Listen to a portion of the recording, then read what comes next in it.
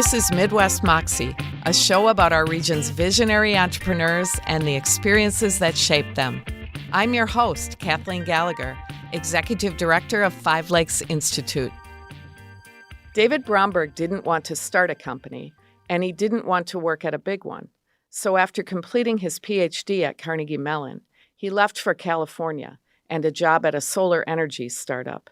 2 years later, though, David returned to Pittsburgh to co-found a company with his Ph.D. advisor, an international expert in integrated circuit design, and another colleague.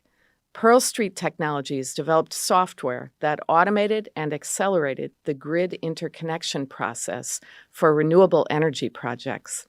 The company had about 20 employees and had raised $3 million of investor funding when it was acquired in early 2025 by Austin, Texas-based Enverus for an undisclosed price. David, welcome to Midwest Moxie. Thank you for having me. You got your Ph.D. in electrical and computer engineering, then took a job as a senior scientist at Aurora Solar in Palo Alto. But 2 years later, you were back in Pittsburgh. What compelled you to return and to become a co-founder and CEO of Pearl Street Technologies? Well, before I left Carnegie Mellon to join Aurora, I had actually contemplated starting a company, basically what would have been a proto-Pearl Street, to commercialize a side research project on power grid simulation that I was working on because I was bored with my actual PhD research. But at that time, my PhD advisor, who, as you noted, later became a co-founder of Pearl Street, he and I both felt that the technology wasn't ready for that yet. And I also felt personally that I wasn't ready to take that leap into entrepreneurship. So I did the next best thing, and I went to work at a small startup, Aurora Solar, in the Bay Area.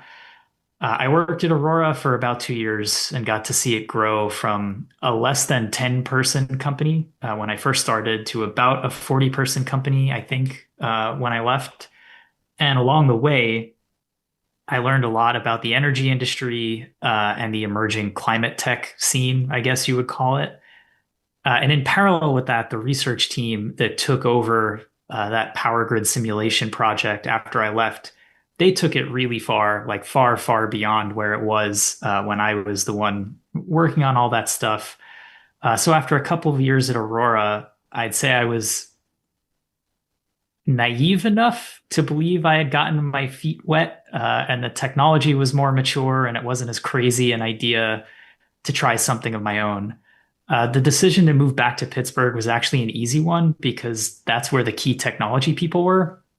And then as for taking on the CEO role, honestly, I wasn't excited about it because at the time I was also more of a technology person, but there wasn't anyone else to step into that role. So I did because somebody had to.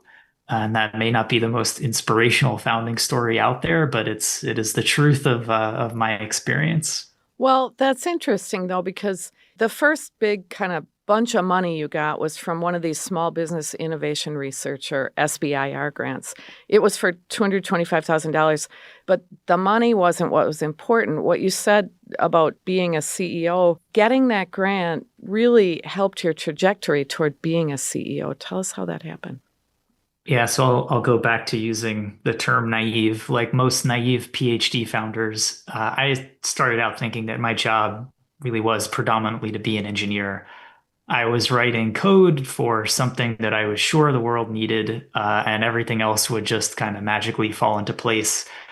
Had we continued on that path, I'm positive we would have flamed out, like 100% guaranteed.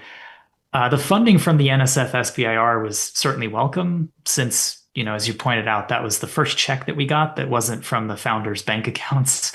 But beyond that, it was instrumental in putting Pearl Street on a better course.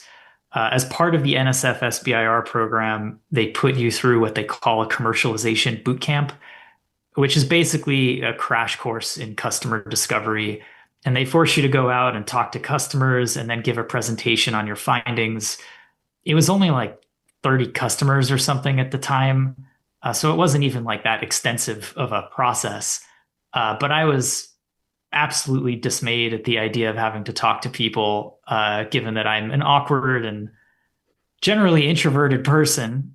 but I will be eternally grateful to the NSF for kind of forcing me to do it. Being course corrected early on was probably, more value than the grant money itself. Like the idea that talking to customers is important in helping craft the vision for your company is incredibly obvious, and nothing I'm saying here is unique, right? Everybody says this, but I've seen academics make this mistake all the time. I was one of them. So this was just a great learning experience for me and really introducing me to all of the non-engineering, non-technical aspects of the CEO role. It takes a lot more than technology to build a successful company. Well said. Speaking of hard things, the power grid has hardly changed for the past 100 years. Pearl Street's customers were electric power grid operators and utilities. How do you even create a business plan or a business model to sell into an industry that makes decisions so slowly that has hardly changed in the last century? Well, I was both blessed and cursed with painful self-awareness. So I first want to acknowledge that luck and timing played a big role in Pearl Street's success, as I think it does in basically any company's success.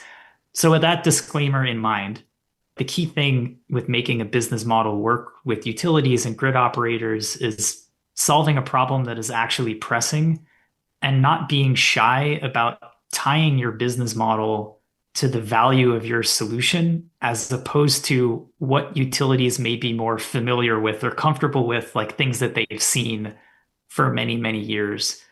Obviously, to do that, the value of your solutions, like your products and your services, they have to be clear. And it has to be clear up and down the ladder from like the daily users of whatever it is that you're building, all the way up to the C-suite, if you're big enough. And how you frame that value, it really depends on who you're talking to. And you have to be able to have those conversations and make sure like your value is clear to everybody in the way that they imagine value. Utility facing startups, they need to be ready to play the long game and just be aware that it can take years to build a successful business model and a sort of scalable business model that you can apply across the sector. And that's also really important for raising venture dollars as well. Like you need to look for partners who are willing to play that long game with you. Can you give an example of how you showed the value of your product to a customer? Well, again, we did get lucky with timing. Right now, we're in an environment, we have been the past few years, where there's been a boom in generation project development, especially in the renewable world. And as a result, the utilities and grid operators that have to manage the interconnection requests for all of those projects, they've just been grappling with problems of scale and complexity that they never really had to do in the past. An interconnection request would be to add a generator to the grid or add a solar panel array, right? Yeah. Okay. At the scale that Pearl Street works at, we're talking very large generating plants. So it may be like hundreds of thousands to millions of solar panels in an array, or like very big wind projects, battery storage projects, et cetera. We're fortunately able to show that like the technology we built, the solution we built, it helps automate a very challenging interconnection study process and reduce like months or years of work down to minutes or hours. So that is kind of obvious in and of itself that there's some form of value there. But what does it mean to have a faster interconnection process? That differs depending on who you're talking to and what they care about, right? It means one thing to an engineer who has to run the interconnection study. It means another thing to their manager, to their director, to a VP, to the CEO, right? And to other stakeholders in the industry. So being aware of tailoring your message. You had venture capitalists knocking down your door. Everybody wanted to give you money after a while, after you proved out your concept. And you could have taken more money and grown Pearl Street. What made you decide to sell to Enverus? Pearl Street has never been a splashy company, I would say. Like we never cared about raising big rounds or being featured in TechCrunch or making somebody's list of startup to watch or whatever. We've always just tried to build useful solutions that provide real value. for problems that actually matter. The VC that we did raise was just a means to an end. And again, it wasn't all about the money. We had great VC partners that we spent a lot of time with and were very intentional about bringing on board that provided value beyond cash. More money to spend can be a good thing, sure, but it also limits your optionality and usually extends your timeline. And these things matter when you think about what does the exit for a company like Pearl Street look like. If we were to get to the next local optimum, a Series A might have been necessary. We could have also kept growing the company based on revenue alone. That was possible. We were very fortunate in that regard, but it probably would have been a slower journey. As far as like the company sale goes, it's probably worth pointing out that we never put the company up for sale per se. We had the luxury of continuing to run and grow Pearl Street, and we had just gotten a lot of inbound interest about M&A opportunities. So this was a sale of opportunity because we liked the combination potential with Enverus. So today we have a lot more resources behind us. We have a huge amount of data that we can integrate to make better products, better solutions. And all the vibes were right during the M&A process. Like Enverus is a great company with a great culture that has a history of bringing companies into the fold, and the people who joined through acquisition actually staying and growing and becoming leaders at Enverus. And they want to be a driving force in the energy transition. So in a nutshell, the right partner, the right time, and without disclosing the details, the price was right too. So it was just all good overall. Well, it's an amazing story and, an interesting look at being in the sweet spot of what's going on in the world, and something we don't often hear about. So thank you so much for sharing your story, and congratulations on your acquisition. Absolutely. Thank you. You can read more about today's guest by visiting wuwm.com.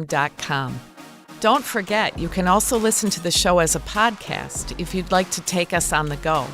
Just search for Midwest Moxie, that's MOXIE, wherever you listen to your podcasts. I'm your host, Kathleen Gallagher. Midwest Moxie was created by executive producer Audrey Nowakowski and me.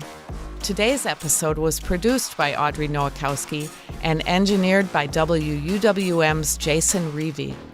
Join us next Sunday at 7 p.m. to hear from more visionary Midwestern founders building innovative companies. That's right here on 89.7 WUWM, Milwaukee's NPR.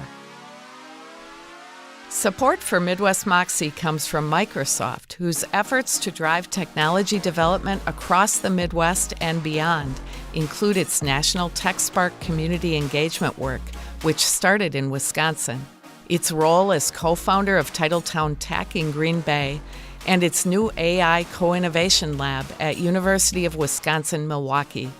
More information is available at Microsoft.com.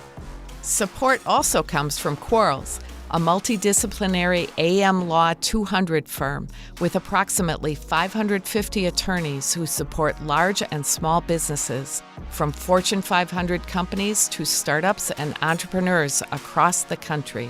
More at Quarles.com.